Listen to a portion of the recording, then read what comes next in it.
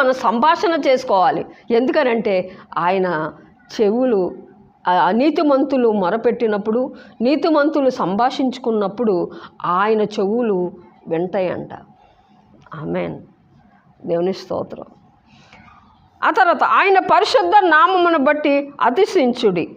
యెహోవాను వెతుకువారు హృదయములో సంతోషించుదురుగాక. ఎవరైతే ఆయన్ని వెతుకుతారో దేవుని స్తోత్రం, వాళ్ళ హృదయంలో సంతోషం ఉంటుందంట. ఆమేన్. దేవుణ్ణి మనం వెతకాలి. మనం ఏ విషయమై వెతుకుతున్నాము?